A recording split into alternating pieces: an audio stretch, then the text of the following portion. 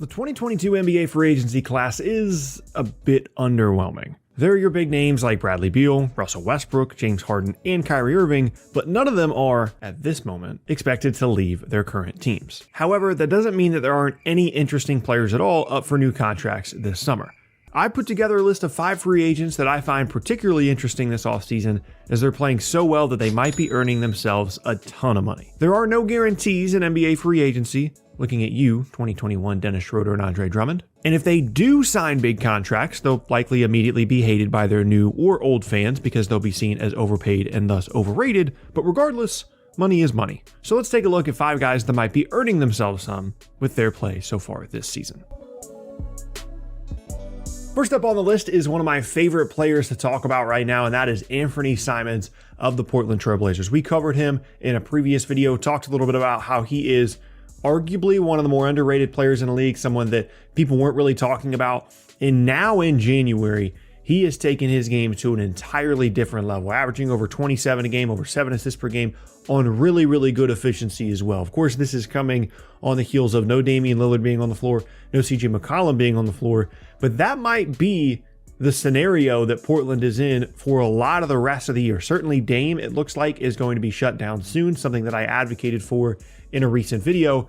And who knows what's going to happen with CJ McCollum, whether it be from an injury standpoint, from a trade standpoint, whether from a protocol standpoint, he's going to be in or out of the lineup. This feels like an opportunity that for Anthony Simmons is very, very real. It's going to allow him to develop and get full understanding of what it's like to be a true lead guard every single night in the NBA. Now, with that said, I don't expect him to continue to put up these kinds of numbers. If he does, he's going to be the MVP of the league. These numbers are out of control in January through just a couple of games.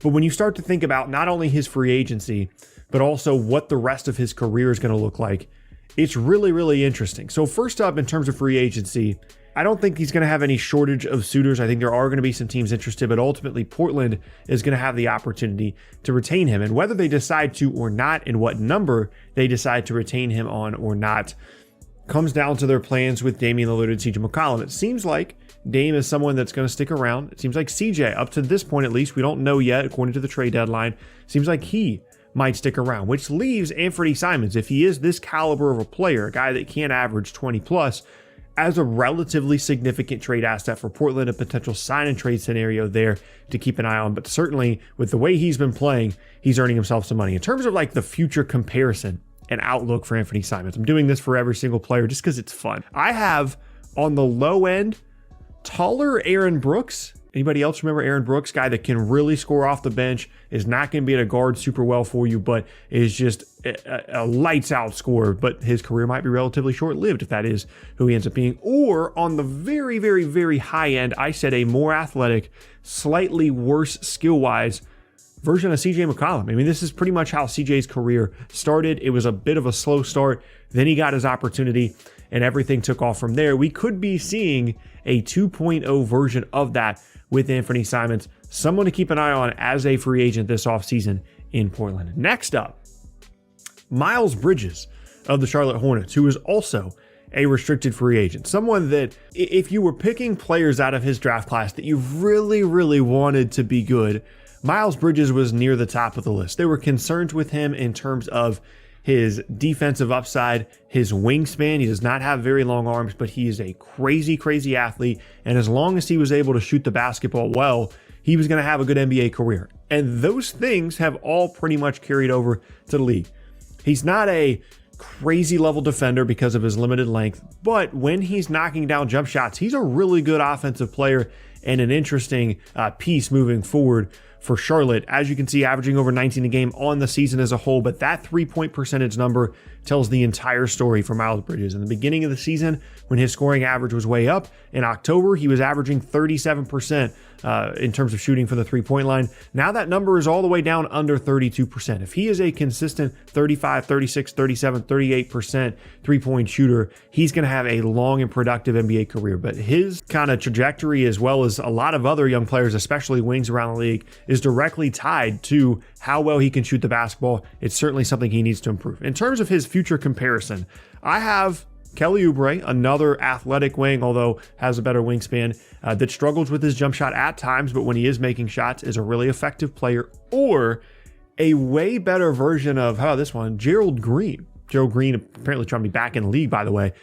Someone that has crazy athleticism, can be a really streaky shooter, but Miles Bridges from a skill set standpoint overall in terms of his well-roundedness of his game, I have him as potentially on the higher side, a way better version of what Gerald Green ultimately was and is trying to once again be in the NBA. Next up on the list, one of my favorite guys to talk about, Jalen Brunson, who's actually an unrestricted free agent because of a weird contract decision that was made by Dallas. He is a completely unrestricted, can go wherever he wants, free agent this offseason. What I want to talk about for Jalen Brunson is whether or not he is a starting caliber player, because he started a little bit over half the games for Dallas this year, and his statistics in those games are way better than when he's coming off the bench. 19.5 points per game, almost 7 assists, almost 50% from the field. His three-point percentage is a couple of points higher when he is a starter as well.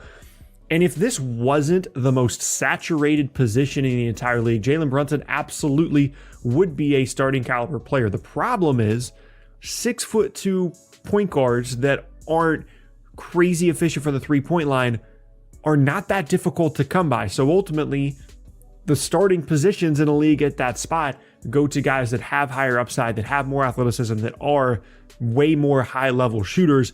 And so unfortunately, Jalen Brunson has kind of fallen through the cracks a little bit here. But in terms of his future comparison here, I have like a fringe starter version of Fred VanVleet or Kyle Lowry. I know the Villanova connection there was a little bit obvious, but someone that is just going to make winning plays. He'll take charges. He'll pass the ball. He'll make shots from the outside. He's a little bit bigger, a little bit stronger. If he gets to the rim, it's going to be because he's just shouldering around people. He's not a crazy athletic guy, but he's got some quickness to him. That's kind of how I see the career of Jalen Brunson unfolding moving forward. And he's a player that I'm really going to be keeping an eye on as a free agent this offseason. Next up, Gary Payton II, who I believe through what I've seen is an unrestricted free agent. I'm just going to skip right to the future comparison because I'm really proud of this one. You can see the stats on screen. I think we kind of all know what's happening here with Gary Payton. Really athletic, is improving as a three-point shooter, finding his way into the rotation for Golden State. I have his future comparison as a way more athletic version of Alex Caruso. I think Caruso was maybe a little bit, he went from like crazy overrated to maybe a little bit underrated in LA based off how well he's been playing in Chicago. Someone that if you put him out there, he's going to cause havoc defensively. He's going to get out in transition. He's going to finish in transition. And if Gary Payton can shoot 38% from three, he's going to be an incredibly valuable player to someone across the league, and someone might end up overpaying this guy. They see him as a winning player. They see him as someone that's coming from a system in Golden State that cultivates winning, and they want to get some of that into their team and into their franchise. They could be paying $8, $9, $10 million a year for Gary Payton. I don't think that that is unrealistic whatsoever. Again, for a way more athletic version potentially of Alex Caruso. Not that Alex Caruso doesn't have some athleticism, don't get me wrong, but Gary Payton is on a different level. And then last up, someone that we mentioned briefly earlier in the video, Fred VanVleet, who has a player option. I said Van Vliet, by the way. People always get on me for that. It is Van Vliet, and that's the way I said it.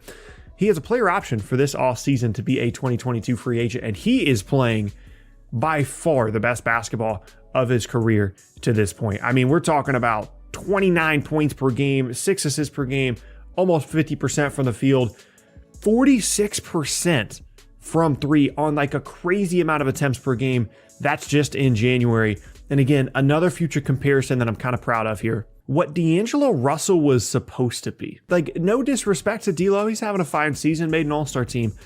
But kind of what we thought of D'Lo as someone that is a combo guard, plays at his own speed, can get to the rim, also can shoot. He might be an all-star this year, but on the long term, a fringe all-star type guy that's a high-volume shooter, isn't necessarily a top tier playmaker, but fills that combo guard role really well to where he can play well alongside pretty much any other perimeter player in the league. You want to talk about getting a ton of money, Van Vliet is going to be, I mean, he could be pressuring the Raptors potentially for a max contract. Like, I don't think that's unrealistic at all.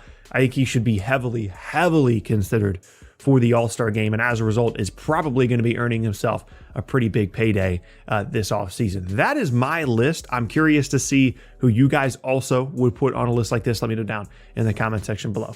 That's going to be the end of the video. Hope you enjoyed it. Leave a like rating, subscribe to the channel as well for more content just like this every single day. Once again, my name is Tucker, and I'll catch y'all next time, fellas. Peace.